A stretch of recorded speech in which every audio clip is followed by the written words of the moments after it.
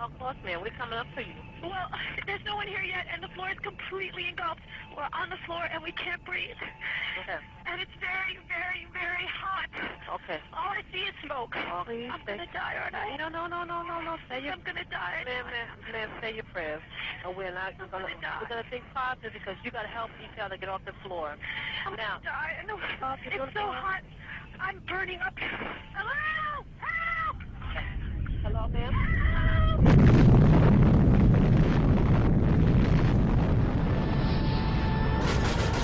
Osama bin Laden is the world's most wanted terrorist. Many to fight the Bin Laden's terrorist organization, Al-Qaeda, the most feared terrorist and punish those responsible. Punish. Empire. I want justice. And there's an old poster out west, as I recall, that said wanted, dead or alive. If you go to the FBI website, they've got Osama bin Laden. And if you go to Osama bin Laden's webpage on the FBI Most Wanted Terrorist list, you'll find that he's been indicted for the 1998 attacks, but not for 9/11. And in fact, a number of journalists called up the FBI and said, well, look, why have you not connected bin Laden to 9/11? And they said, well, I'm afraid we just don't have the evidence.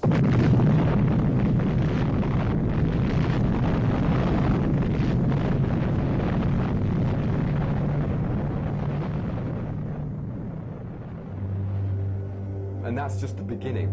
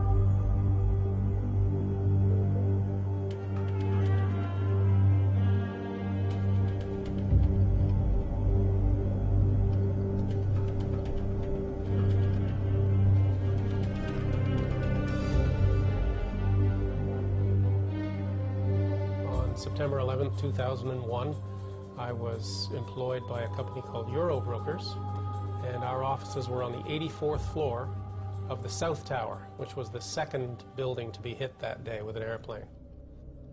And I was working away at my computer, and at 8:46 in the morning, there was this loud boom.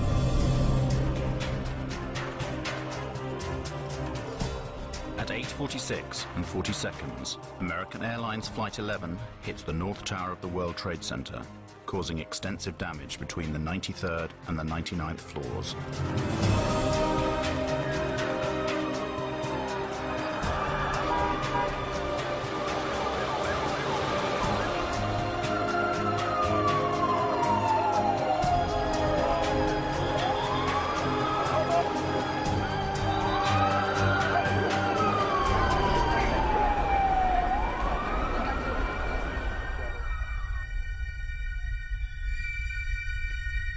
And the announcement from the Port Authority came, "Your attention, please. Building 2, our building, Building 2 is secure. There is no need to evacuate Building 2. And 2 or 3 minutes later, I started talking with one fellow named Bobby Call.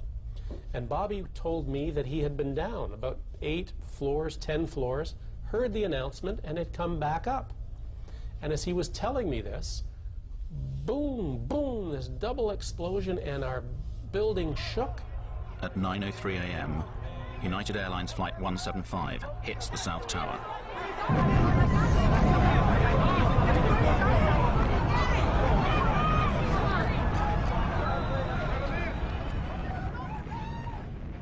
Everything just exploded in our room. Now, we're on the 84th floor. What I didn't know at the time was that the second plane had hit 6 floors below us on the 78th floor.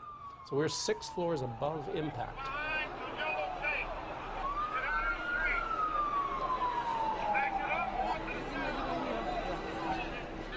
I heard this banging on the wall and this faint scream for help inside the 81st floor. I hooked underneath him and I pulled him up. He said later that I was like Superman, and we came up and over and I fell back down on my back, and this stranger landed on top of me and he gave me this big kiss. We got up, dusted ourselves off, and I said, come on, let's go home.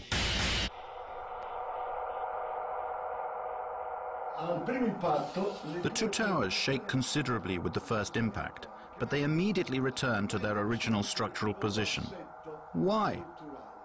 Because they were specifically designed to do this in the event of a plane crash.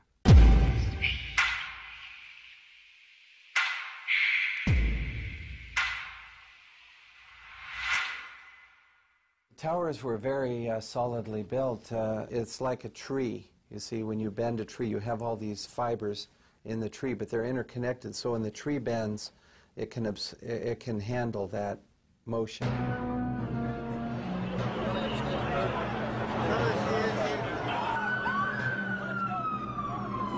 Nevertheless, 56 minutes after Flight 175 strikes the South Tower, it suddenly collapses in on itself.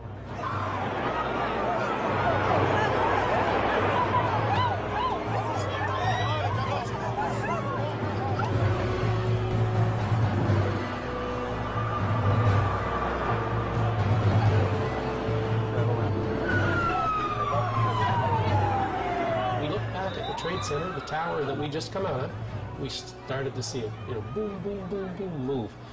And we stared in disbelief as this took about 8 or 10 seconds for the whole tower just to go straight down and dissolved into its own ash.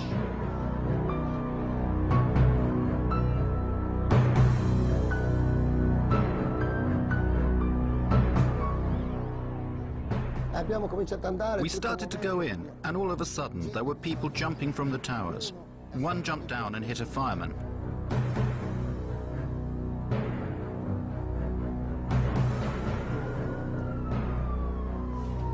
At 10:28, the North Tower also collapses.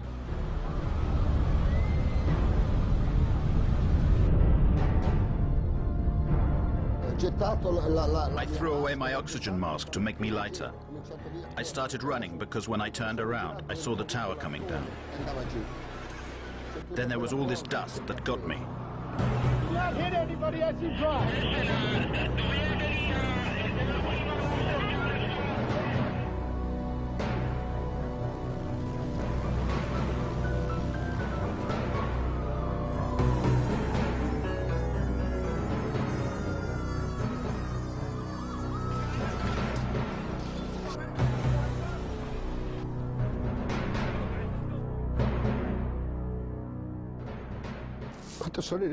When I got home, all my family was waiting for me. And I was lucky to come back to my family. All my friends, they never came back.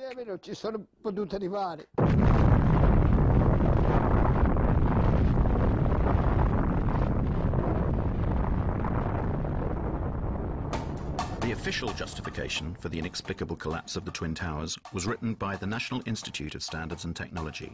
Between 2002 and 2006, they studied the demolition of the World Trade Center, reaching the conclusion that the collapse of the towers was caused by the combined effects of the impact of the airplanes and the resulting fires started by these impacts.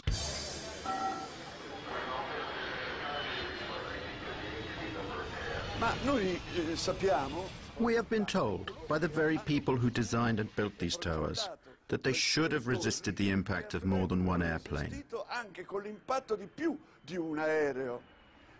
We have to ask ourselves, did the engineers and architects imagine that airplanes could crash into the towers without any fuel? Perhaps they thought that the airplanes could get there by just blowing in the breeze. Never before or after 9/11 have steel frame towers collapsed due to fire.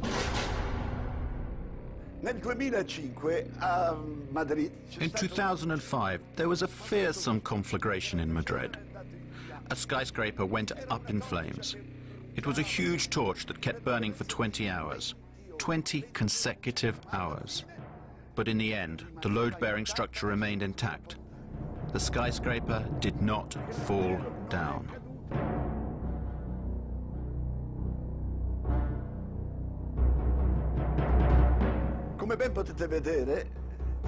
As you can see, the building is enveloped in flames. This skyscraper was not yet complete. It was still under construction. Nevertheless, it remained standing. Something you should note is the white color of the flames. This means that there is a lot of oxygen burning.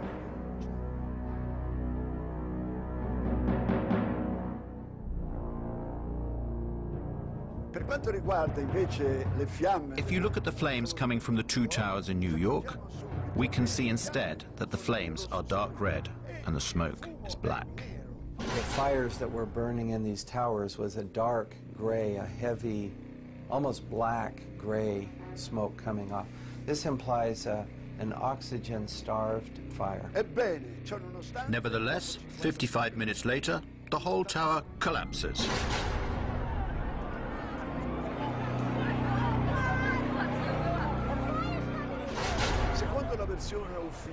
According to the official NIST version of events, at a certain point, the steel structure of the towers gave way.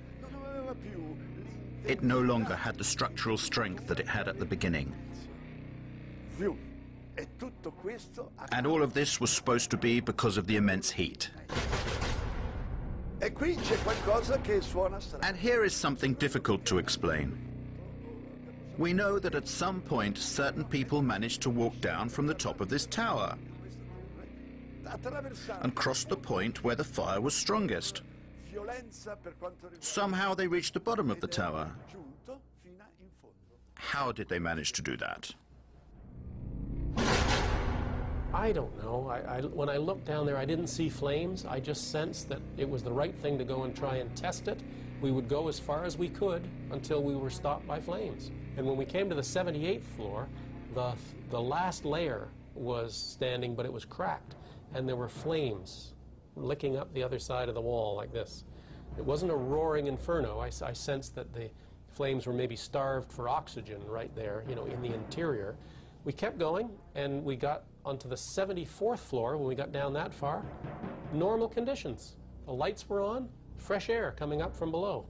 So the temperature inside the building was not particularly high, as we can see from the presence of this woman who is standing at the precise point where the plane impacted.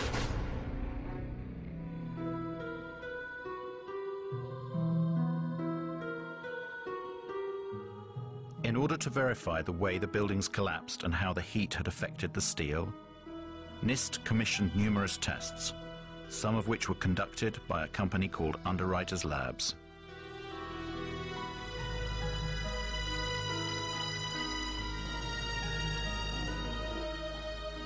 And Kevin Ryan, he's the former employee from Underwriters Laboratories who challenged the NIST report. And he went public with it. And within a week, he was fired from his job. We did test the floor models in August of 2004. And those tests disproved the primary theory behind the collapse of the buildings. It was called the pancake theory. The floors would collapse upon each other into a stack of pancakes, and then the columns were no longer supported and the columns would fall apart. Well, the floor models didn't collapse in the tests, and these were in furnaces. You know, testing furnaces, much hotter temperature, longer periods of time. They still didn't collapse.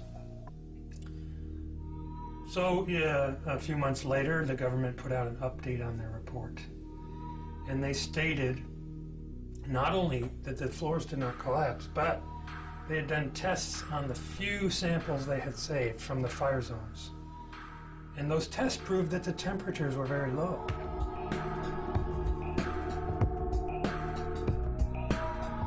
Temperatures were not hot enough to even soften steel. And yet, they're coming out with a summary statement that says that's what actually did happen, that the floors did collapse and the steel did soften.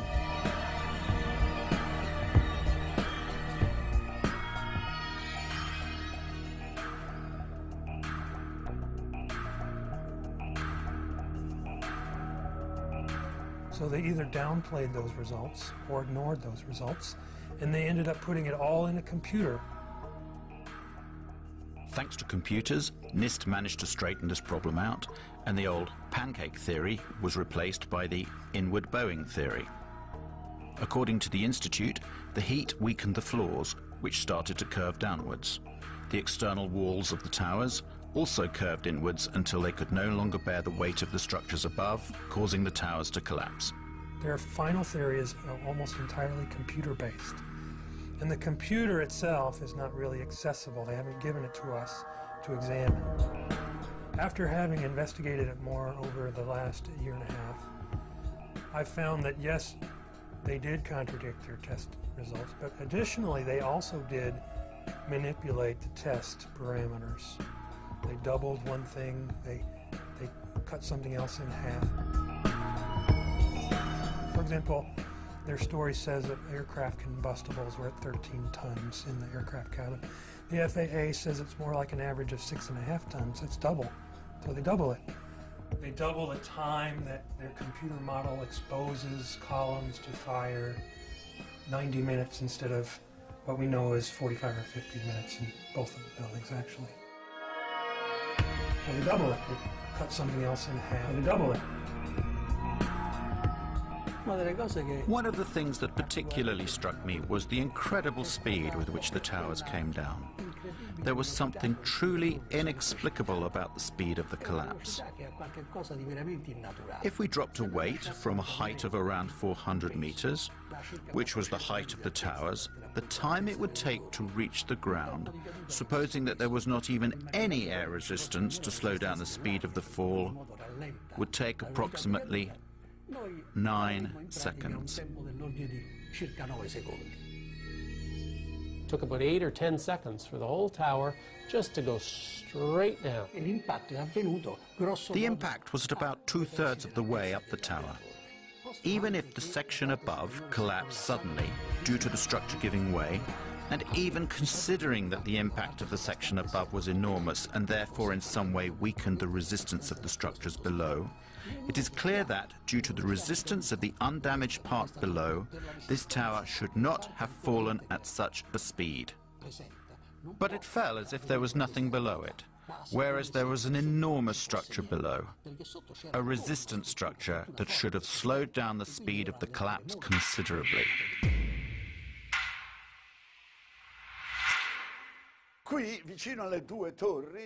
Here, close to the two towers, there was another large tower, which was hit by the debris from the tower that collapsed.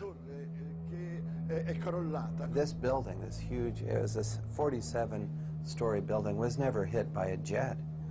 And yet it came down that same day, but 7 hours after the last tower fell, 7 hours later.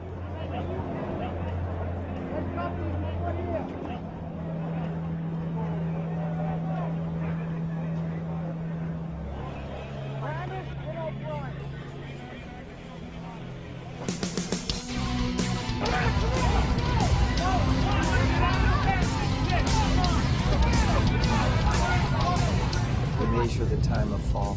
The fall is almost free fall speed.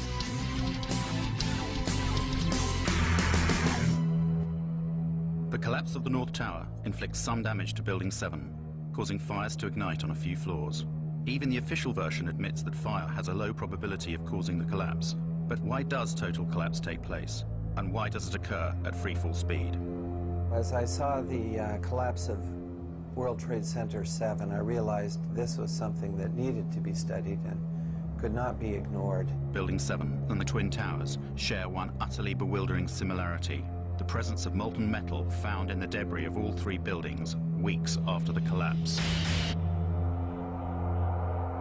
Is this molten metal that we have now studied at length that came from these buildings and existed then in pools underneath the rubble of all three skyscrapers, both towers and Building 7. A metallographic analysis was conducted by a specialized institute that examined the structure of a girder taken from ground zero.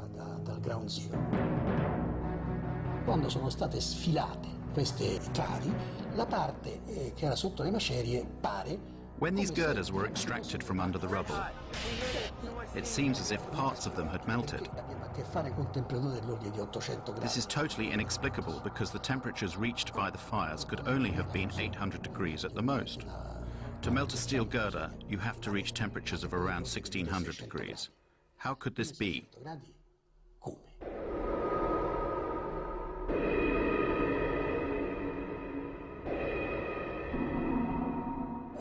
At a microscopic level, if you examine the granular structure of the steel, one can detect the presence of an element that should not normally be present, and it is there in substantial quantities. It is sulfur. We're quite sure now where this molten metal came from. It comes from a material called thermate, which is aluminum powder, iron oxide, and sulfur. The temperature is so high that steel melts. It could only melt if the temperature reached over 1000 degrees in a few seconds. The use of thermite could certainly have caused the fusion apparent in the steel beams. You see, the presence of thermite now in these buildings to bring them down implies that someone had to place the thermite near the steel columns in order to cut through the columns. I have interviewed a demolition expert, and he said this is what they do. They set explosives. They can use radio control to initiate the firing of the explosives. They have to be done in a sequence in order to get the building to come down rapidly and straight down. A controlled demolition.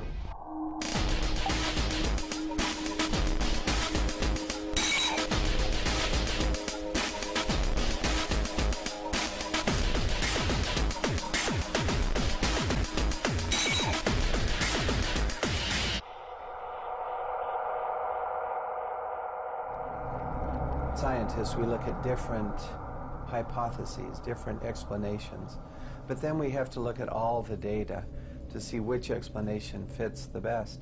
You have to incorporate all the picture.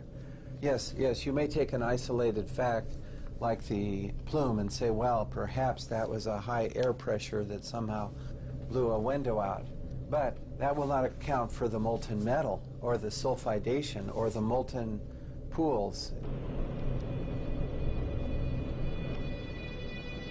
When the South Tower collapsed and blew into my apartment directly across from the World Trade Center, I saved the dust. I gave it to Stephen Jones. The dust that was provided by Mrs. McKinley is very interesting because it's like a snapshot of the residue being produced by the tower during its collapse. It's perfect. Now we look in the dust and we see metal droplets. And when I saw that, I thought, whoa. This is what I expect from thermite because I've done a number of thermite experiments and you get small metal drops being thrown out in all directions. And this is what we see in the dust now, these little metal drops. We also see barium. This is very interesting because barium nitrate and sulfur are part of the military patent on what is known as thermate. This is thermite with sulfur and barium nitrate added to make this material cut more rapidly through steel.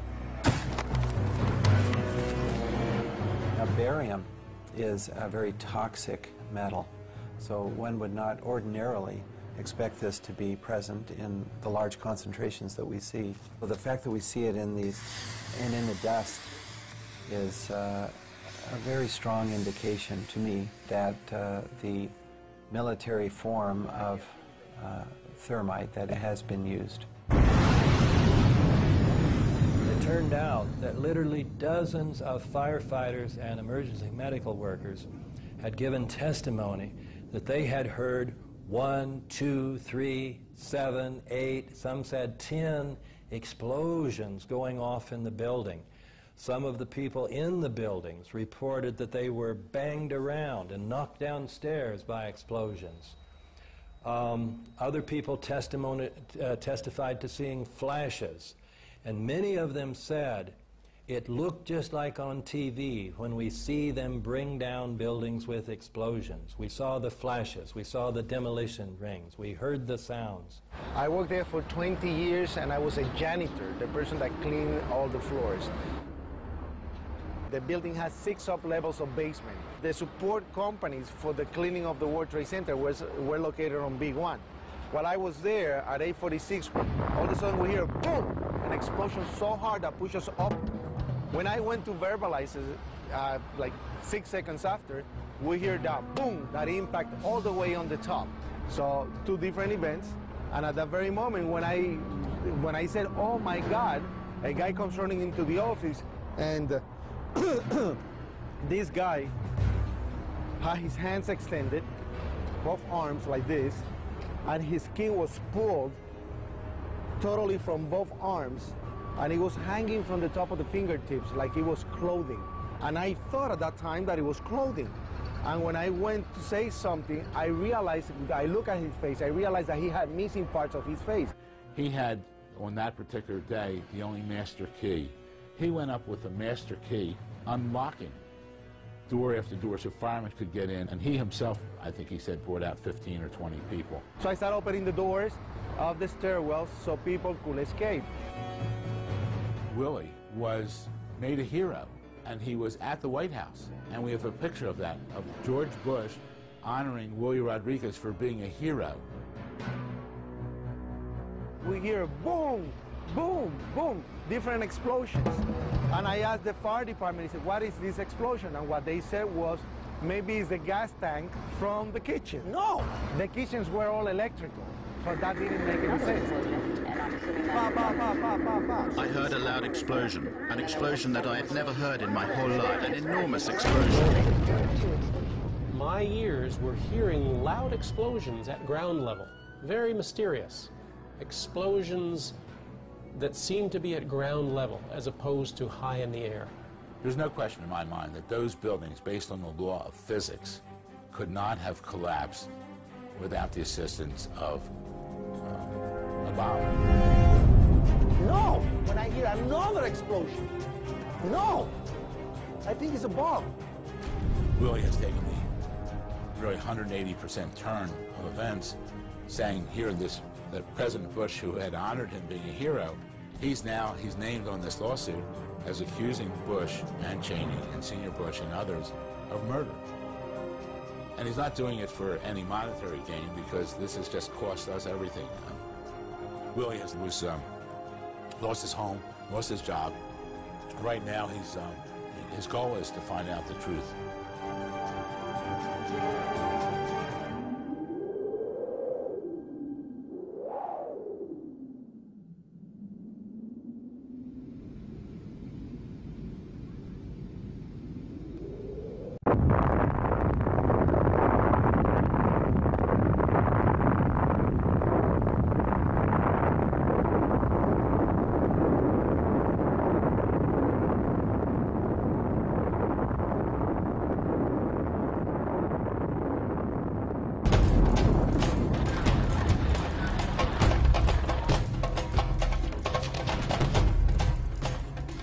According to the official story of the 11th of September, at 9:37 a.m., American Airlines Flight 77 crashed into the Pentagon.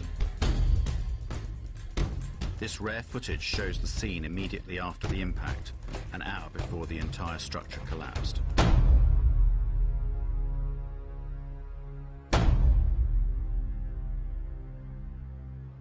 As you can see, it is a rather unusual scene. One would reasonably expect to see something of this sort. That is to say, pieces of the airplane, suitcases, debris everywhere, just like every other air crash on land. Instead, there is no substantial visual evidence of debris. I have been on some accident investigation sites in the Air Force, and I have never come across any accident scene where there's no telltale evidence of the airplane that crashed. Here we have airplane sites, crash sites, that give zero evidence. Where did the aeroplane go? Did it break up against the wall of the Pentagon? If it had done so, thousands of parts of the plane should have been scattered all over the disaster zone. You know, things like engines and landing gears, brakes and tires are very difficult to destroy. Very difficult, because they're made out of very high-tempered steel, and I don't believe the airplane could be made to go fast enough to pulverize those things. I've never seen that happen before. You look around, there's a 16-foot hole for an airplane that's 100 and some feet wide.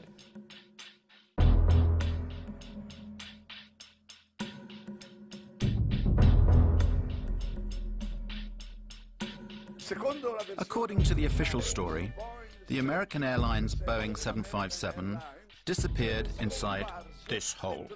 Can you see it? 5 meters. I repeat, 5 meters in diameter.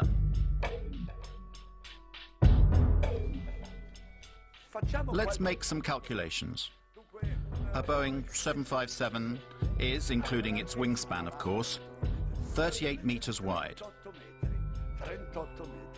And including the rudder or the tail fin, it is 13.5 meters high.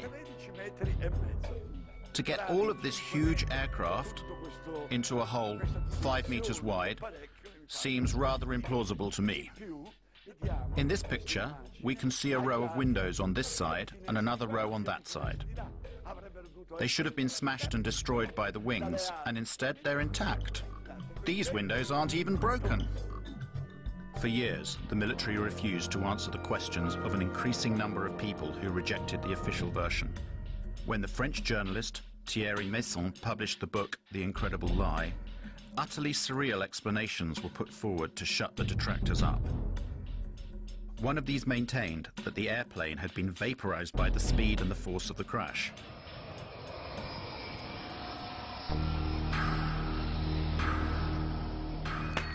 One very strange thing that doesn't make sense is the disappearance of various components of this Boeing. For example, the 2 engines. And what about the plane's wings? Where did they go? Had they been gasified?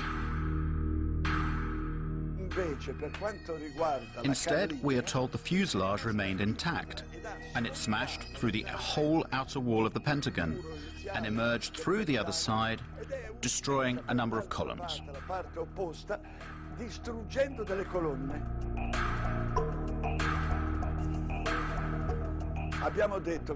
The most solid part of the airplane is without any doubt the engines.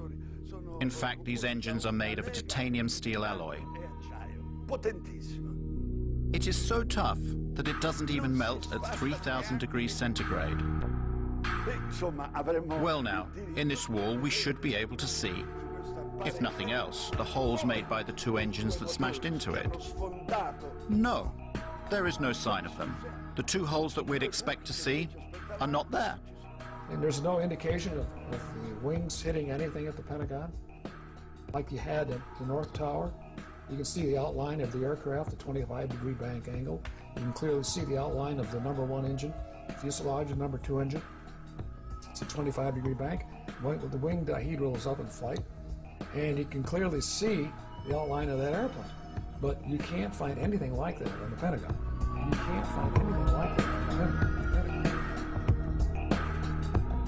These inconsistencies have created more and more difficulties for the proponents of the official version.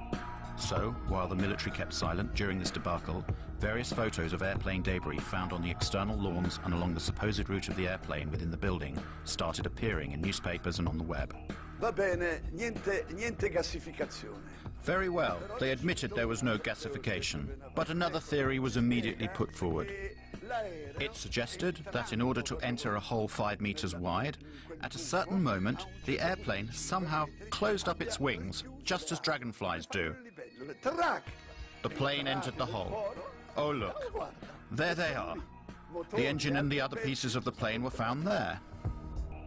One of my experiences in the Army was being in charge of the Army's imagery interpretation for scientific and technical intelligence during the Cold War. I measured pieces of Soviet equipment from photographs. It was my job. I look at the hole in the Pentagon, and I look at the size of an airplane that was supposed to have hit the Pentagon. The plane does not fit in that hole. So what did hit the Pentagon? What hit it? Where is it? What hit it? Where is it? What's going on?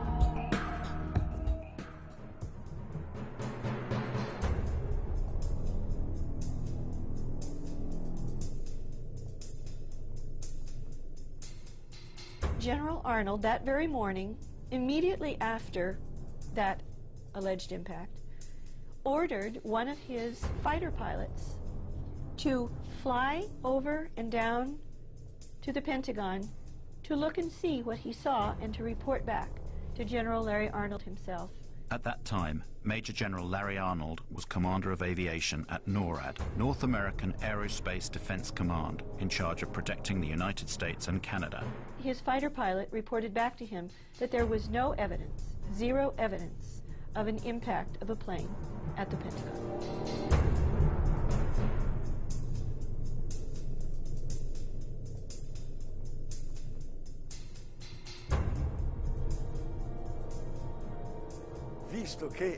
Since the Pentagon possessed 86 separate and complete video recordings of the incident, why didn't they show some whole portions of them to those people who had doubts about it? The FBI was immediately at the scene and took the surveillance tapes and confiscated 86 videotapes, both in the Pentagon parking lot, in the gas station, across the freeway from the Pentagon, in a nearby hotel, in all kinds of buildings that had their cameras trained in that general area. For a long time, the military authorities refused to release the footage of Flight 77's impact. But in 2006, the United States Department of Defense was forced to yield to Freedom of Information requests, and it released 4 video sequences. The video evidence from the Pentagon Citgo gas station and the nearby Sheraton Hotel are of no use. But 2 samples of video footage captured from the Pentagon's parking lot have been offered to the world as definitive proof of Flight 77's impact with the Pentagon. They're almost identical.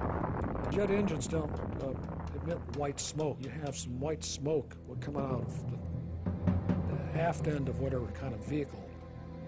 Quite frankly, there's not enough in those photographs to tell exactly what it was, but you can tell what it wasn't.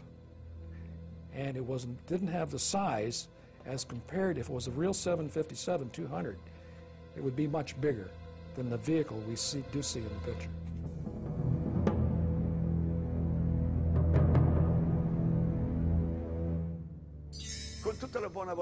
With the best will in the world, can you see an airplane here? The Pentagon tells us you cannot see the airplane because, unfortunately, it passed between one frame and the next. One frame and the next. So where is the aeroplane?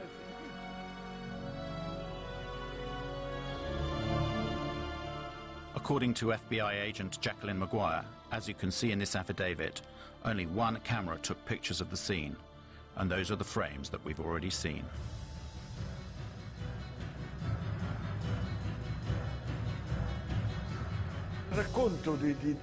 The story of how this airplane is supposed to have got there is absolutely absurd.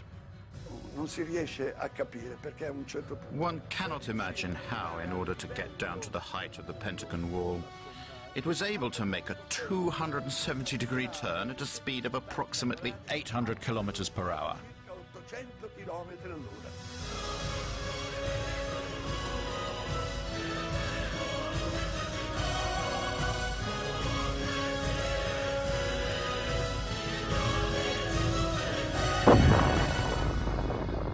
That is a really difficult maneuver.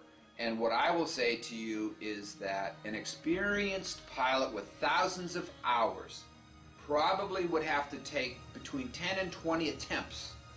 Skilled, thousands of hour pilot, probably 10 or 20 times before they would be able to pull off that maneuver. 757 is not designed to do that. 757 is designed to be basically a cruise ship in the sky. It's not acrobatic, so you just can't do that with one of those big airplanes. The air traffic controllers at the Dulles Approach Control, when they saw this target come in and make this turn, they said, oh, that's a fighter. Because military fighters can do that, okay? And military fighters with autopilots and being flown remotely, they have the structural capability. They are designed to be able to be that acrobatic.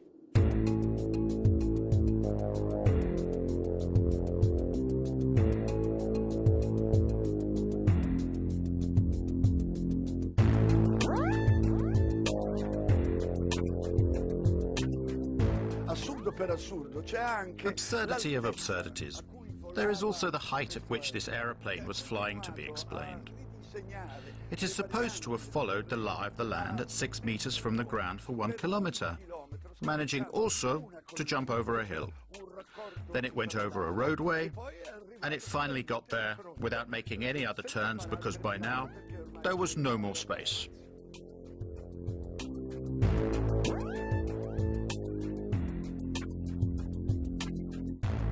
Have the airplane, the story has the Flight 77 was going 530 miles an hour, 460 knots, and it can't go that fast on level flight, down that low. If you're up high, the true airspeed can go up and it can go that fast, but not down low. The air is too dense. I challenge any pilot anywhere. Give him a Boeing 757, tell him to do 400 knots 20 feet above the ground for half a mile. Can't do. It's aerodynamically impossible. And so the story of how the airplane hit the Pentagon just doesn't make any sense at all.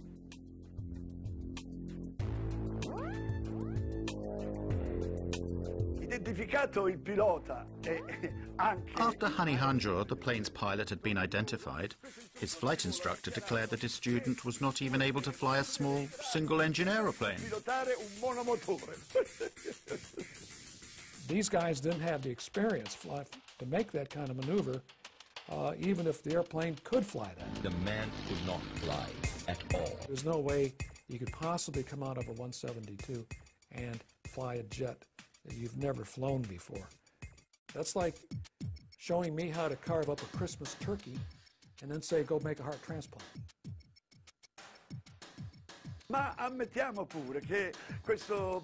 Even if we suppose that such an incompetent pilot had the opportunity to fly a Boeing 757, we still have to ask ourselves how he managed to violate the most heavily protected airspace in the world. Lo spazio aereo più protetto del mondo.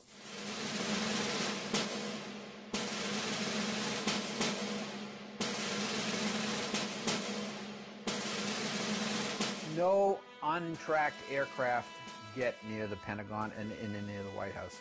It just doesn't happen.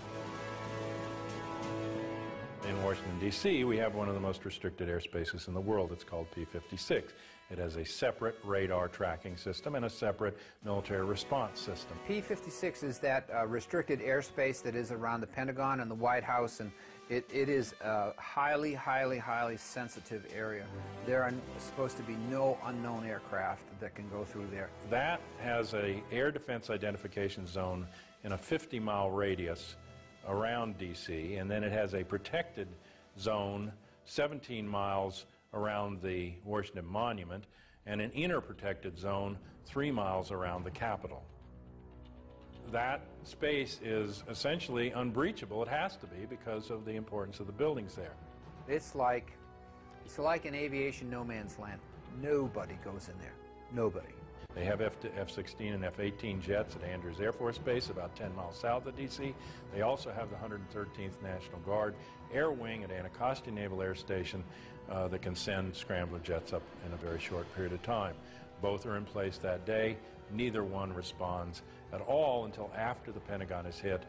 In addition to that, the Pentagon has its own defenses.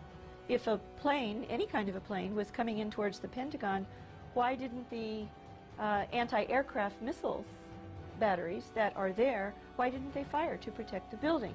This is, after all, the most heavily protected building on the planet.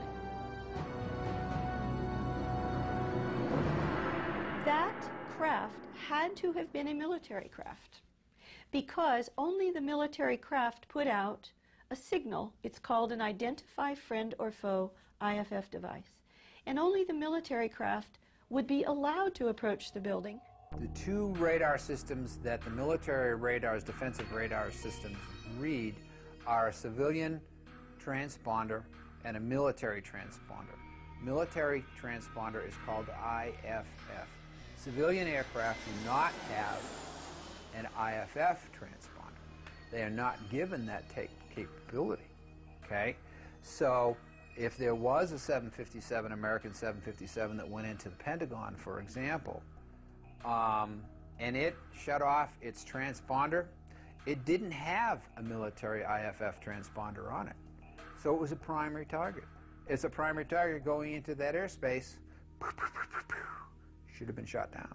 What I'm describing to you is a breakdown in standard operating procedure by FAA, NORAD, P-56, and the Pentagon, all on the same day, in the middle of, after 9/05, what was known nationally to be a terrorist attack. And it makes no sense. Nobody goes in there. This is, after all, the most heavily protected building on the planet. This doesn't make any sense at all. The Pentagon symbolizes our military power in the world. And they had hit it.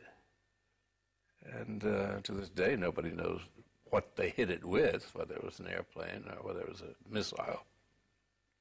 And our government will never tell us. So we just kept wait for the French to explain it. What hit it?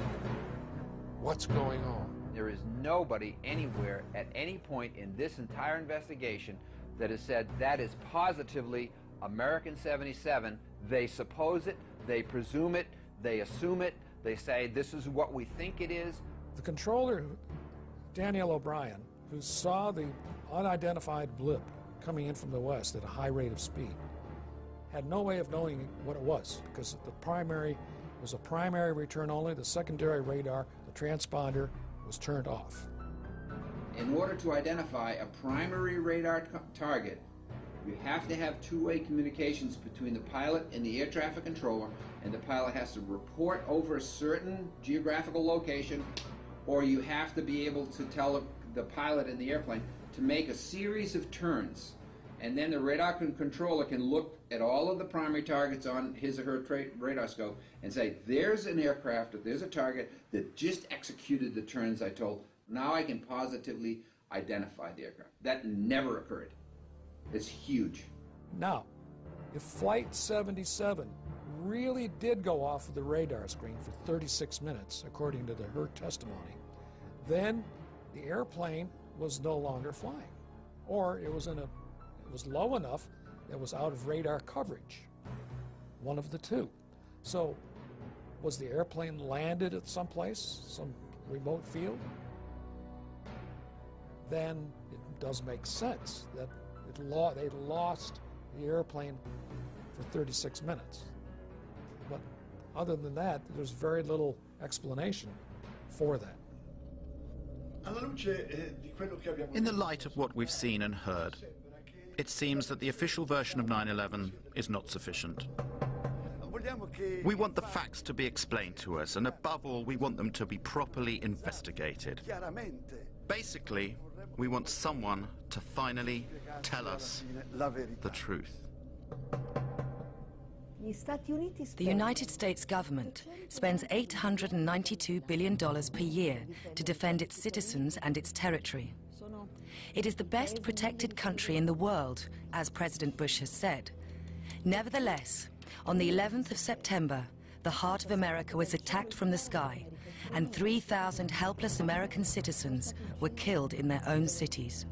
If I had been sitting on that committee, the congressional committee examining 9/11, the one question that they could not get the Air Force to answer correctly, NORAD, was why the fighter planes did not go up automatically when the first planes were found to be hijacked.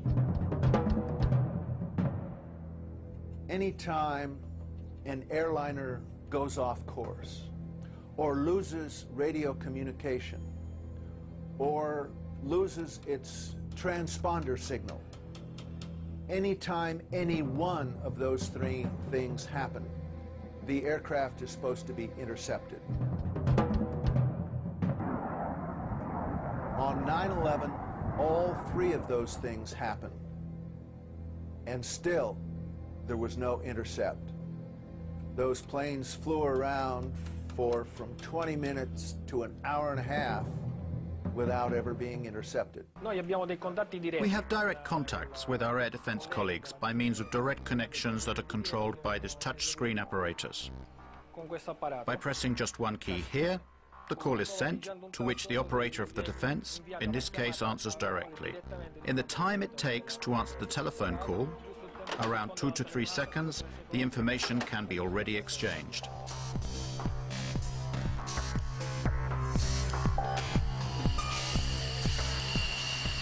So why weren't the 4 hijacked planes intercepted and shot down? Military jets travel much faster than passenger aircraft. It would have been easy for them to catch up the jet planes before they crashed. This airplane can reach a maximum speed of Mach 2.05. This means it exceeds twice the sound barrier. This is approximately 2,400 kilometers per hour.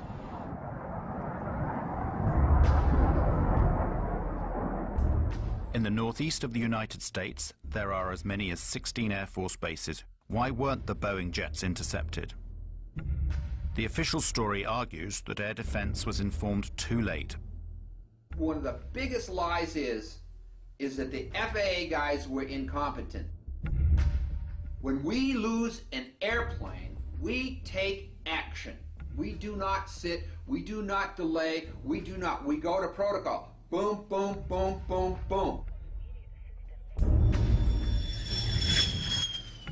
When the air traffic controllers first saw American 11 start to lose its radio, lose its transponder, go off course, and all of these bad things that are going on, they did not take a coffee break. 67 times in that year, 2001, up till September, there had been air emergencies. They can get a plane up in from 6 to 10 minutes and scramble it, and 67 times that year in air emergencies.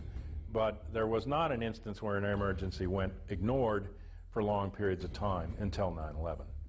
A lot of people down the road say, well, the president had to give authority to shoot aircraft down and stuff like that. That is not true. An interceptor pilot has the responsibility and the authority on his or her own to shoot down an airplane if they think the situation calls for it, and this is how it would be. You don't have to wait for a military command. You don't have to wait for orders of any kind. That's not an option. That's the law. It's inherent in being a fighter pilot. You know that's what you have to do, unless somebody has told you to stand down. Before 1970, we had one form of scrambling aircraft, and it was immediate, bang, bang, bang. Then in the 1970s, we had some hijackings come into our civil airspace, and that wasn't a quick response. What we did in that is we didn't want the hijackers to know that we were there, so we didn't rush the fighters off the ground, and we kind of snuck them up behind the aircraft. So we put a second protocol in, and the reason that the hijacking protocol is slow is because you had to get Pentagon approval before you could release your fighters. Those two type of protocols lasted until June 1st, 2001, 3 months before 9/11. In June of 2001, Rumsfeld and the Pentagon and the military changed the procedures, and instead of having two protocols, one fast, one slow, they went to one protocol, slow. If we had reacted to the in-flight emergency immediately, the fighters would have been up and on the way, and those aircraft would never, ever have reached their targets. But when the center controllers came to notifying the military, okay, because they had only one protocol to work with, that protocol went through the Pentagon. Guess what? Guess who didn't answer the phone? Sorry, it was the Pentagon. Here's an analogy that I can give that would help out the common person here. What Rumsfeld did is the fire call comes into the fire station, but before the fire truck gets a chance to leave, it has to call the mayor of the city to get approval for that departure. And what if the mayor is out for breakfast or he's sleeping late and he doesn't answer the phone? Look carefully at this footage, shot just a few minutes after the attack on the Pentagon. Notice the man that is helping to carry a casualty. It is the Secretary of Defense, Donald Rumsfeld. What is he doing here when, as head of the defense of the whole nation, and whilst the United States is still under attack, he is helping tend to the wounded? Why is he not at his command post?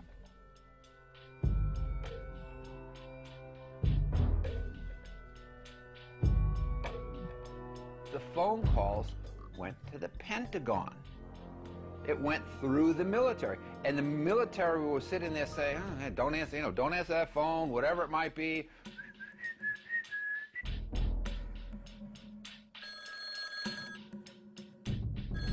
Now, how would you like your fire department to sit there and say, well, I'm sorry, we can't come and put your house out and save your lives because the mayor didn't say so?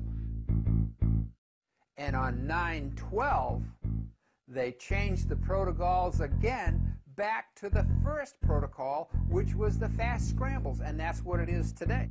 So the way that Rumsfeld's Pentagon managed this whole thing is they switched gears, okay? They switched out of having two fast and slow into slow, okay? And then they said, oh, we're bad, 9/12, let's go fast again. When the United States was attacked without warning at Pearl Harbor, after 8 inquiries, General Walter Short, commander of the Army for the Defense of Hawaii, and Admiral Husband Kimmel, commander-in-chief of the Pacific Fleet, were both charged with negligence and summarily dismissed. But after the 9/11 catastrophe, nobody, neither the Secretary of Defense Rumsfeld, nor the head of civil aviation, nor that of air defense, was either punished or removed from office. On September 10th, Brigadier General W. Montague Winfield asked Junior Officer Captain Charles Leidig to temporarily replace him as Director of Operations at the Pentagon Command Center from 8:30 a.m. on September 11th. Later that day, after Flight 93 was reported crashed, Winfield resumed control.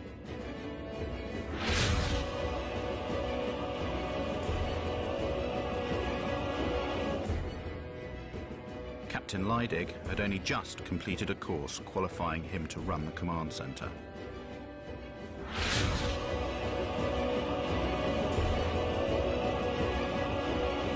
On September the 11th, Brigadier General David F. Worley Jr. was commander of the Andrews Air Force Base, the nearest one to the Pentagon.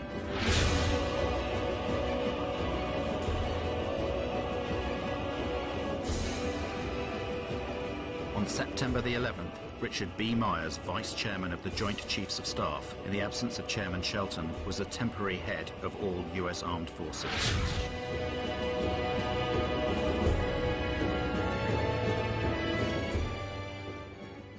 On the 14th of September, after only 3 days of investigations, the FBI announces it knows everything about the hijackers of the flights.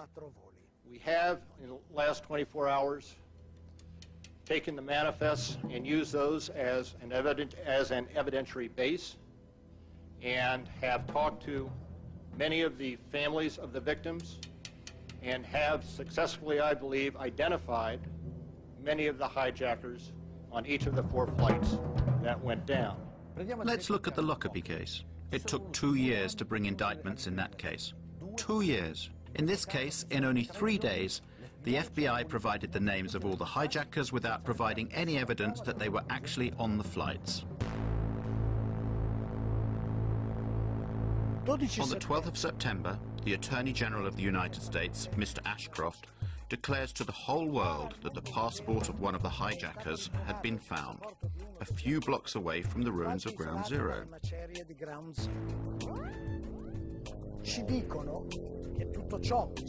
Even though they had said that everything inside the towers had been burnt up or had been reduced to a fine dust. So, the steel was molten, but paper survived?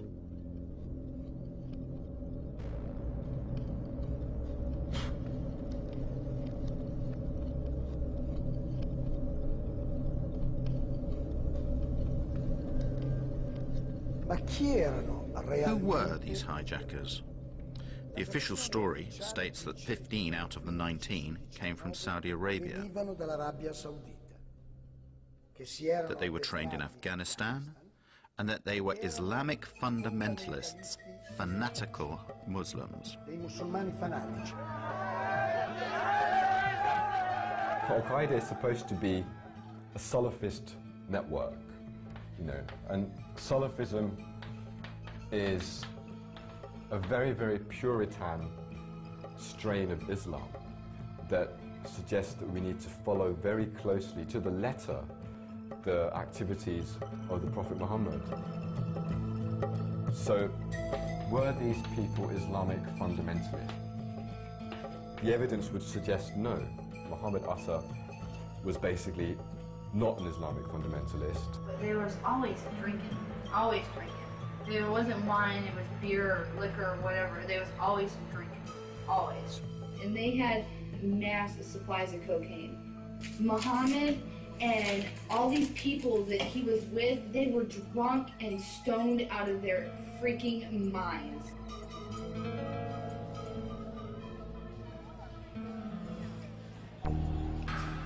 The identikits of the hijackers supplied by the FBI are truly bizarre. Each identikit corresponds to a number of persons. These persons are very different. They have different attitudes and different biographies. They live in different places, sometimes at the same moment. When you speak of Muhammad Atta, what Muhammad Atta? Is it the Muhammad Atta who was in Hamburg, Germany, being run by German intelligence? Is it that Muhammad Atta? Is it the Muhammad Atta who appears in Venice, Florida, which is a major locus for the National Security Agency, who's supposedly training at a little flight school for a little single and dual engine Cessna aircraft, and who's rooming with a man named Charlie Voss, who was a CIA pilot who ran guns into Nicaragua and cocaine out for the Central Intelligence Agency? Is it that Muhammad Atta? Is it the Muhammad Atta who spoke to his father on the 12th of September, as Newsweek reported, in an interview with his father in Cairo? Is it that Muhammad Atta? Is it the Muhammad Atta who appears in a bar called Shuckham's Bar in Hollywood, Florida, doing lines of cocaine and drunk on Stolichnaya vodka, and who, when asked to pay his bill, says, I work for United States Airlines. You think I can't pay my bill? And then he says, fuck God. This is not the behavior of an Islamic fanatic who is about to commit a suicide martyrdom operation. Prima che l'Atta che risiede ad Amburgo in Germania, according to the official version, before Atta, who lived in Hamburg, Germany, moved to the United States, his American namesake was visiting an office of the Department of Agriculture, where he spoke to an employee to request a loan of $650,000. With this loan, he wanted to rent a small aeroplane and attach a large tank of chemicals to it. Upon the refusal of the woman to give him the loan, he began to threaten her, saying he would cut her throat. Then he told her he was an American Airlines pilot. He threw a bundle of banknotes onto the desk and asked for information about the security systems of the Twin Towers. He even tried to buy a poster of the Pentagon that was on the wall of the office. And then he finally went away. Well now, Is this the typical behavior of a member of a secret sleeper cell? Isn't it more like the behavior of someone who is trying to be remembered? This is not the behavior of an Islamic fanatic who is about to commit a suicide. Secondo la versione ufficiale, the official version states that Al-Omari and Atta leave Florida heading for Boston. This is according to plan, since that is where the two aeroplanes due to be hijacked will depart. But they don't stop when they get to Boston, they continue to Maine. 300 chilometri più a nord. It is the afternoon of September the 10th. The next day will be the most important day in the two men's lives, a day on which they cannot make any mistakes. But what do? They go on a trip to Portland. They spend the night there and they attract attention to themselves with their noisy revelry. They also pay with credit cards in their names. They do everything they can to leave traces of their presence there. Next morning at 6 a.m., they fly from Maine to Boston. The plane that they are going to hijack takes off only half an hour after their flight lands. This is a very tight time window, potentially putting the whole plan in jeopardy. The circumstances surrounding the departure from Portland to Boston is very important, both in terms of the investigation and in shaping public opinion. It is there that the airport's CCTV cameras record the video in which we see the faces of Atta and Al-Omari. This video has been shown hundreds of times on television as evidence of the two terrorists boarding the aeroplane they are about to hijack. It's not true. That video shows them embarking at Portland. There is no evidence of the presence of these hijackers. It is simply something that the FBI tells us, without any proof. There is no proof. There is no way to prove the presence of any one of these patsies, these scapegoats on the planes. None at all. On September the 16th, one of the alleged hijackers of Flight 11, Abdel Aziz Al-Omari, went to the Jeddah consulate to protest his innocence to US officers. Al-Omari, a pilot from Saudi Airlines, receives an official apology from the American officers in Riyadh.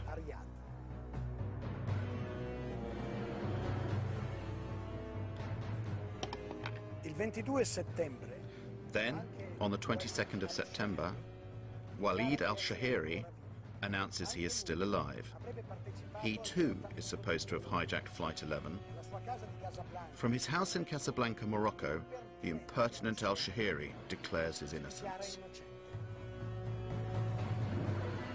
The following day, the 23rd of September, the Daily Telegraph publishes the protestations of innocence of Saeed al-Ghamdi and Ahmed al-Nami, both of them still alive and well, and pilots for Saudi Arabian Airlines.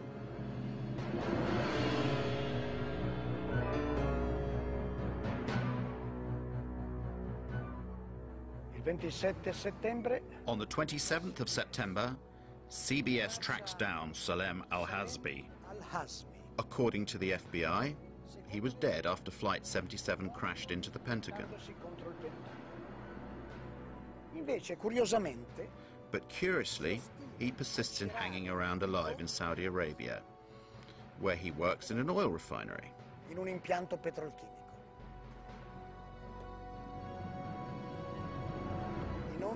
Have the names of Al-Omari, al-Shahiri, al-Ghamdi, al-Nami, and al-Hazbi been deleted from the list of the hijackers, with many apologies? No.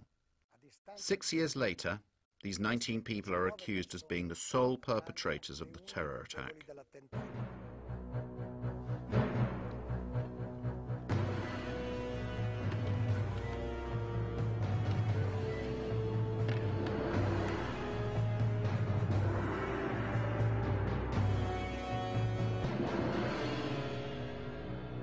If we can't establish the identities of the perpetrators, then you have a serious problem in your criminal inquiry. Raising this question is not about raising conspiracy theory. It's really just about criticizing the absolutely ridiculous nature of the criminal inquiry and the fact that they have no idea who carried out these attacks. Then the fundamental question in a criminal inquiry is who did it?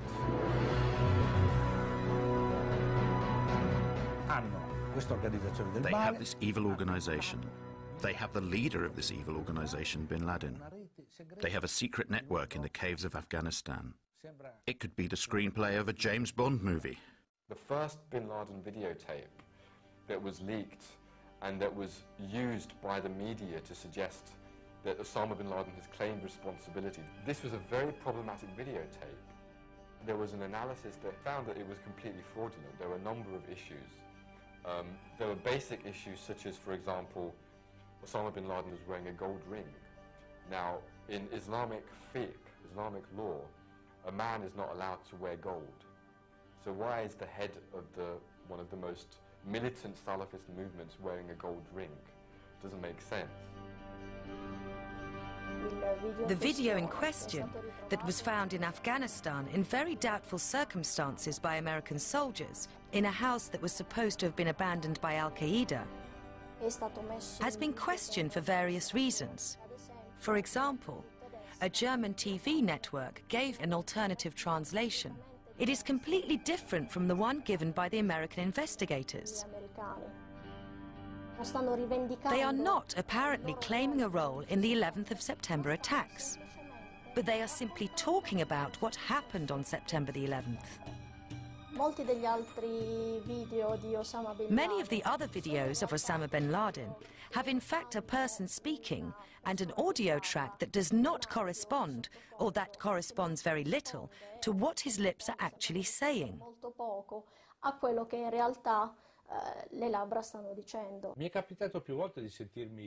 People often ask me, how can you doubt the official version if Osama bin Laden himself appeared several times on television to say, I did it? So I will tell you a little story. However, I can only tell you this story as I am unable to show you anything. We cannot show the images we do have because the owners of this material refuse permission for you to see them.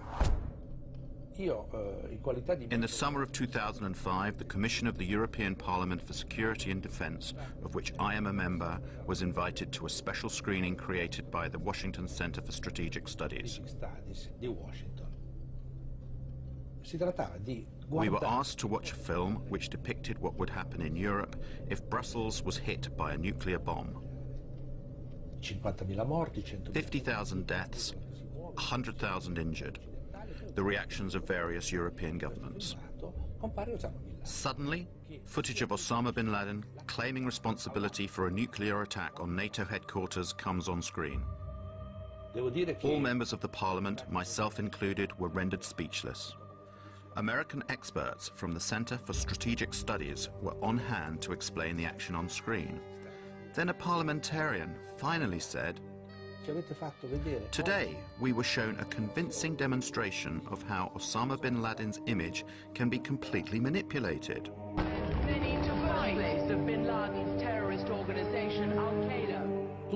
All the Osamas we have seen over the years may never have existed, just as a nuclear attack on NATO headquarters in Brussels has never taken place. Now they're denying us use of these images. No matter, we will go on without them. But people, have a look yourselves. This is an Osama bin Laden from the 7th of September of 2007. Compare him with the other Osamas we have seen in the last few years. Do you believe it is possible that he is getting younger over time? Do you believe it is possible that his beard is darker than before? Do you believe it possible that his nose has grown? We don't need analysis. A child can understand that they are two different people, but these people are being introduced to us as if they were the same person. And this story has been told to us now for over 6 years.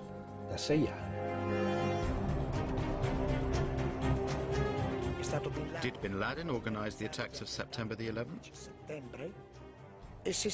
And if so, did he do it alone or with someone else? At this point, we must explain the origins of Al-Qaeda. Al-Qaeda è stata fondata Bin Laden founded Al-Qaeda in 1989 at the end of the war between the Soviet Union and Muslim guerrillas in Afghanistan.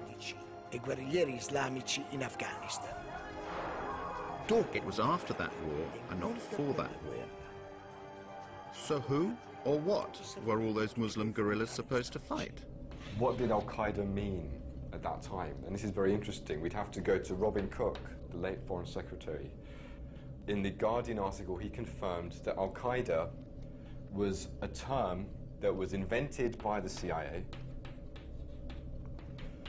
and it had been invented to designate a database of mujahideen that were recruited and trained by the CIA.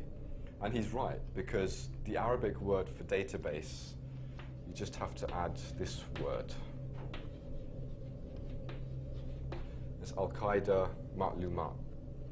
Al-Qaeda means the base, and Ma'lumat means data. Together it means database.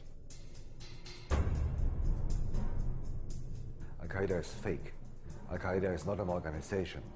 Al-Qaeda is only a label. There is no organization like Al-Qaeda. Al-Qaeda is a list of participants in the Afghanistan war of the 80s. Al-Qaeda is nothing. It is only a puppet blown up by the Western propaganda to show the public the big evil.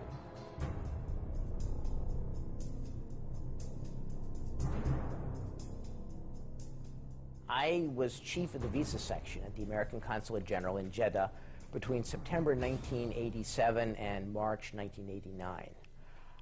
During my period there, I was involved in what turned out to be a Visas for Terrorists program, with people coming to the consulate recruited by the Central Intelligence Agency and its asset Osama bin Laden, and sent to America, either for instruction in how to be good terrorists, or for rewards, or for debriefings on what they've been doing in Afghanistan. I assume it was simply on how to blow things up, shoot things down, and overthrow governments. After the Cold War, their connections with Al-Qaeda proliferated, multiplied. Al-Qaeda is being controlled in various ways, directly and indirectly.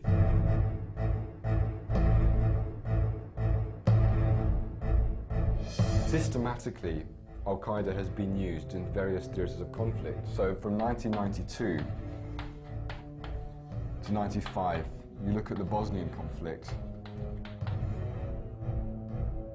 I believe that the American government was working with various Arab and Muslim organizations, whether it was Al-Qaeda or whether it was people that became Al-Qaeda, to be trained, to be armed, and to be sent to the Balkans to overthrow Slobodan Milosevic and anybody allied with him. That kind of policy continued in the Balkans all the way up to post-2001.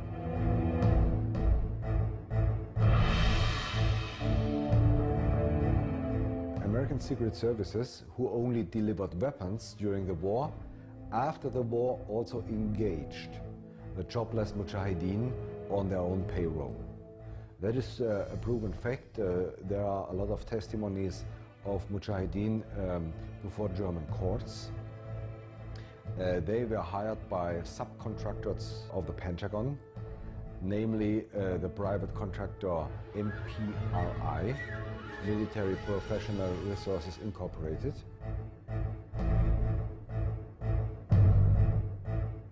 MPRI is formally private, but in fact it's kind of secret device of the US Army. They have more 4-star general under contract than the Pentagon itself. If the Pentagon wants to do some dirty job and thinks they cannot get the money and they cannot get the approval of the US Congress, they give the job to this private company. At the beginning of summer 1999, MPRI brought this Bosnian mujahideen back to the Balkans, especially into Kosovo, to help the Kosovo terrorist army KLA. They engaged them, they paid them monthly. A lot of Bosnian Mujahideen were involved in the big terrorist attacks of the last 5 years. So, speaking about 9/11, 5 of 7 Arabs in the center of the 9/11 plot were former Mujahideen fighters in Bosnia. 5 of 7. Nobody speaks about it. What is required for you to get a visa approved to enter the United States? The type of information you have to supply is extremely detailed. But a high-ranking official in the US consulate of Jeddah, Michael Springman, revealed the fact that in that office, many CIA agents were working undercover and that the office was issuing too many visas far too easily to some very suspicious people. I was told by a really good contact, a businessman outside the American consulate, that if I had sent one word to the State Department inspection team investigating what was going on in the consulate, I would be fired summarily. Well, that office in Jeddah issued many of the 15 visas that were used by the hijackers to enter the United States. None of the 15 applications conformed to US visa regulations. For example, under the heading Destination, many of them wrote Hotel, New York or California, and in one case, just no.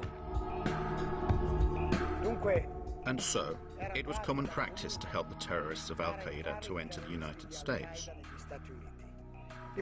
They came to be trained, and this went on for years and years. The same thing happened with the hijackers of September the 11th. The terrorists, 6 of the terrorists, including Mohammed Atta, trained at U.S. military facilities. Okay? Mohammed Atta went to International Officers School at Maxwell Air Force Base. Maxwell Air Force Base in Alabama, Brooks Air Force Base in Texas. Their contact address, the Pensacola Naval Station in Florida, the Defense Language Institute of the Defense Intelligence Agency in Monterey, California.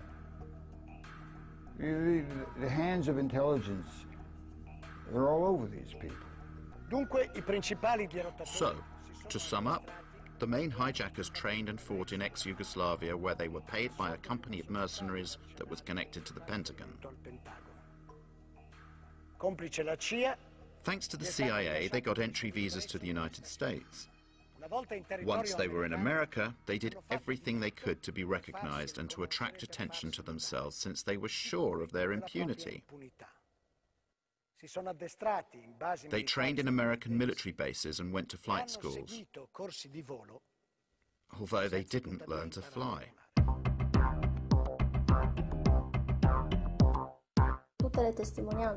All the testimony about these lessons indicate that these men were completely incapable of maneuvering even small aeroplanes. For example, Mohammed Atta hired an aeroplane from a flight school, but he was not even able to take off. So he left it there on the runway and went away. Regarding 2 other pilots, their instructor, Rick Grazer, said to investigators and the press that he could not understand how these 2 could have maneuvered an aeroplane. His exact words were that it was like Dumb and Dumber in a plane.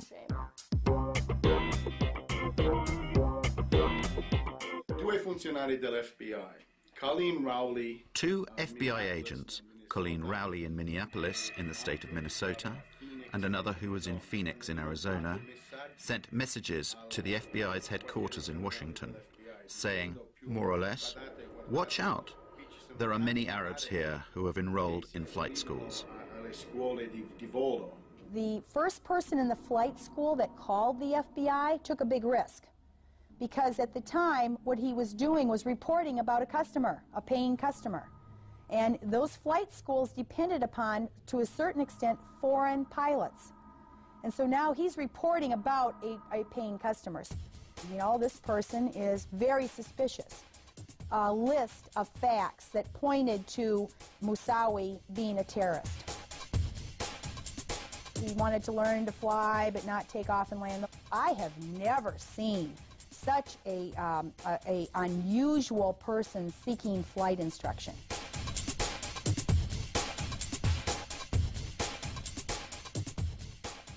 Colin Rowley immediately informed her superiors in Washington, but nothing happened. Their investigations were obstructed. There were no warning signs that I'm aware of that would indicate this type of operation in the country. I wrote a memo in May of 2002, 12, 13-page memo, is the Joint Intelligence Committee report. And both of those were, I hope, you know, basically my memo did was expose that this was not true, that 9/11 could not have been prevented. The FBI's acting director, a guy by the name of Picard, during the summer of 9/11, he attempted to brief Attorney General Ashcroft about terrorism a couple of times. And the first time, Ashcroft showed little interest in terrorism. In fact, Ashcroft ended up ranking terrorism as his lowest priority in August of 2001.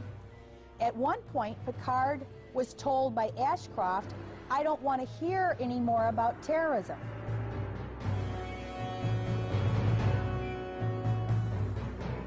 After September 11, 2001, when I heard about the planes crashing into the World Trade Towers and into the Pentagon, I said, geez, these were the same people, according to the Los Angeles Times, who had gotten their visas from the American Consulate General at Jeddah.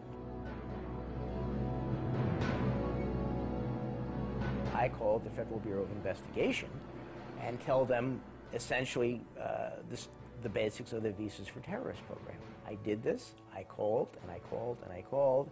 I was passed from one office of the FBI to another and ended up at the Washington field office, and someone there said, "We'll get back to you." Well, 6 years later, I'm still waiting.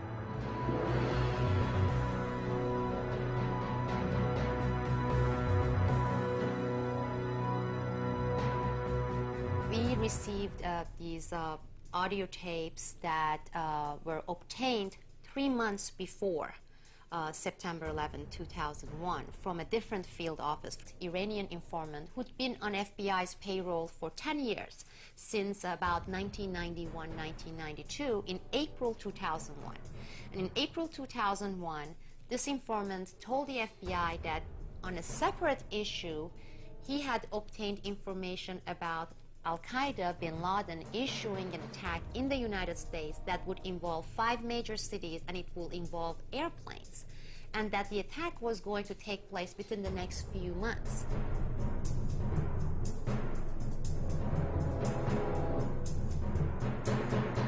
They took the information, they found it important, they filled out forms, they came back to the headquarters, and then they filed it. They gave it to the superiors, right?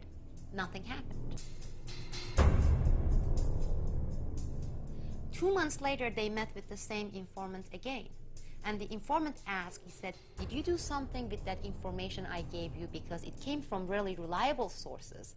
And the agent said, "Yes, we gave it to our superiors." Well, nothing happened. Nobody followed up on this. They discovered Ramzi Youssef's computer with the Bojinka plan in 1996 in the Philippines. It talked about taking hijacked planes and running them into the Pentagon, the White House, the Capitol, the CIA headquarters, and the Twin Towers. The Pentagon staged an exercise a year before, in October of 2000, at the site with the Arlington County Fire Department to simulate a plane running into the Pentagon and how the fire responders would get there and what they would do. So this was not outside the box or, you know, out in the blue. They not only expected it, they prepared for it.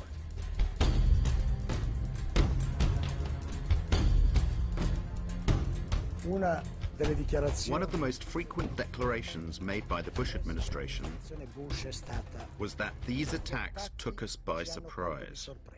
I don't think anybody could have predicted that they would try to use an airplane as a missile, a hijacked airplane as a missile. I don't think the prior government that could envision flying airplanes into buildings on such a massive scale.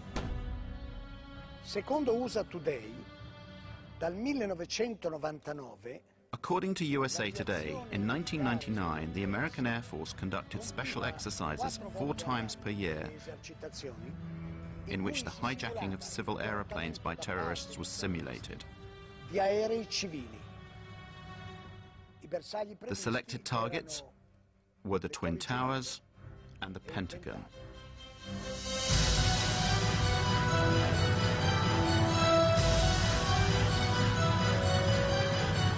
I don't think anybody I don't think the prior government that could envision flying airplanes in the buildings. could have predicted. I don't think the prior government that could envision flying airplanes in the buildings.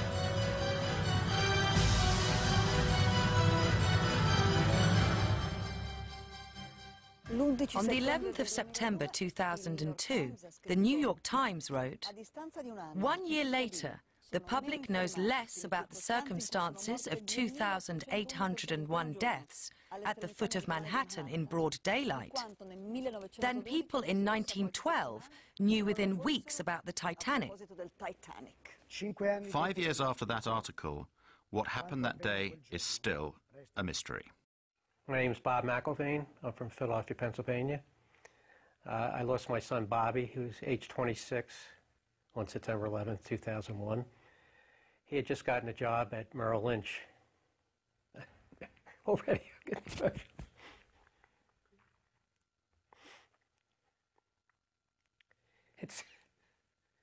it always hits you blind. And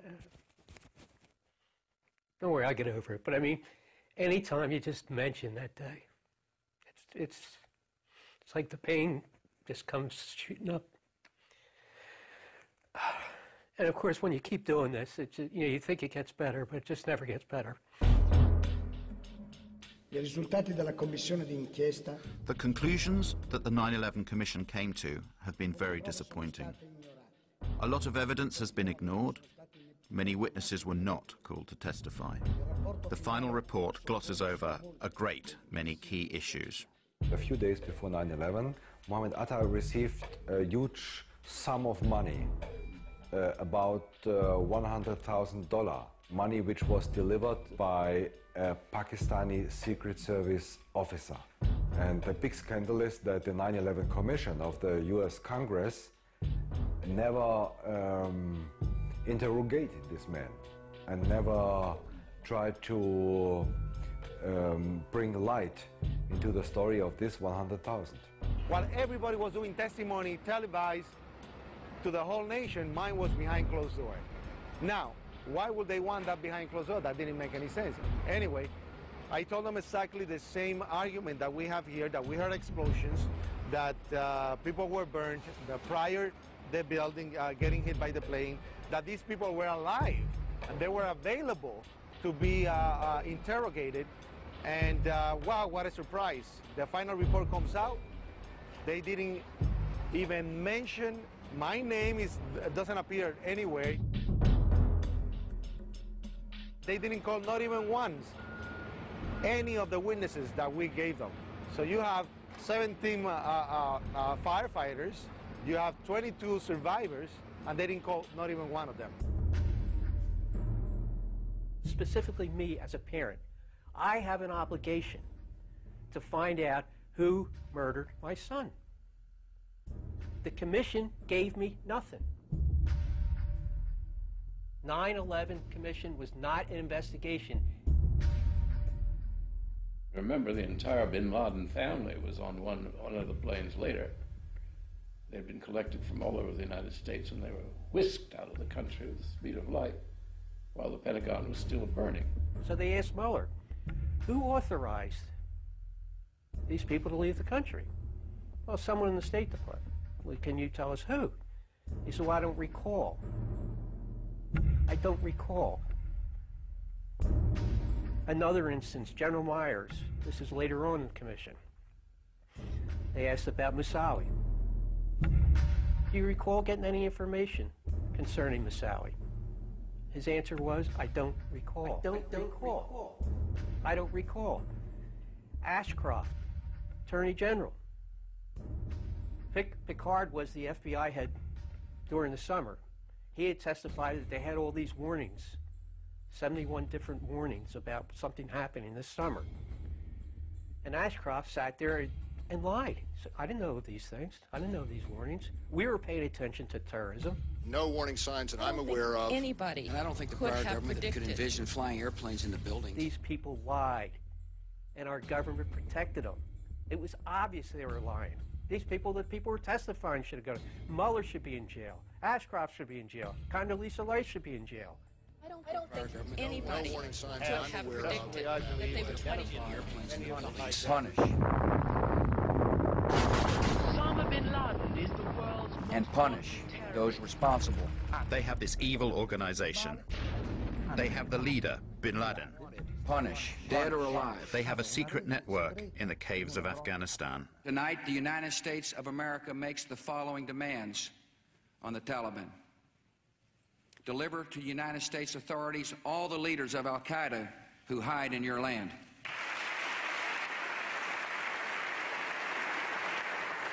Give the United States full access to terrorist training camps so we can make sure they are no longer operating. These demands are not open to negotiation or discussion.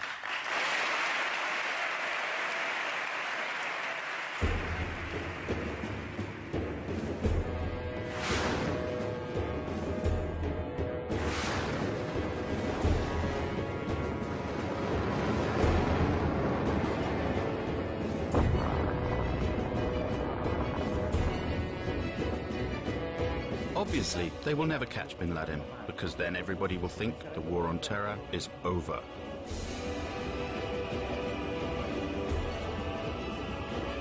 It's hard for Americans to imagine how evil people are who are doing this.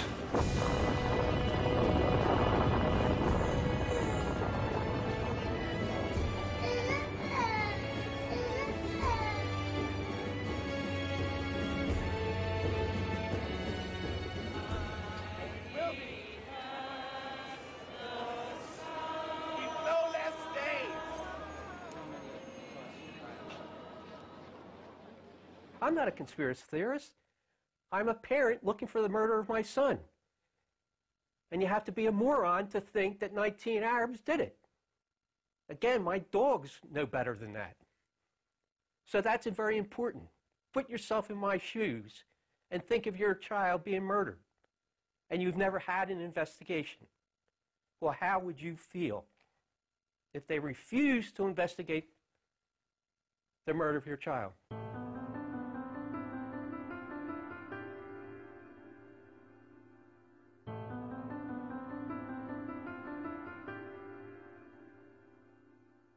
Sono stato a casa fino alle 3 di mattina. I was at home until 3 in the morning. Then I got up because I couldn't sleep. I went back there, down there, to try to find someone. Could a fireman or a policeman still be trapped down there? I wanted to find him, even if he was... or a person who worked there, only to give myself a bit of satisfaction.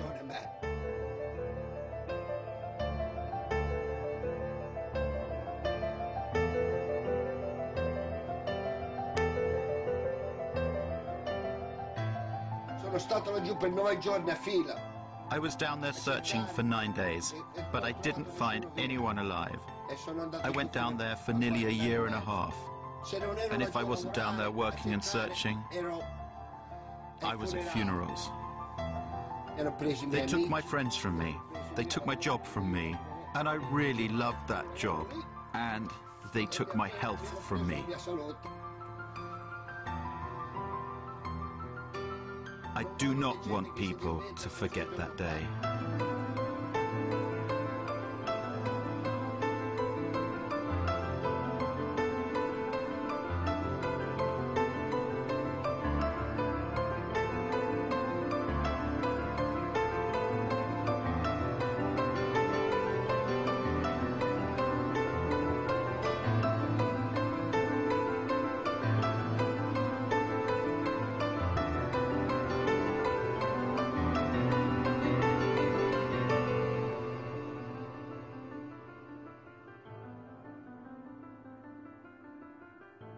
And the story has to be told.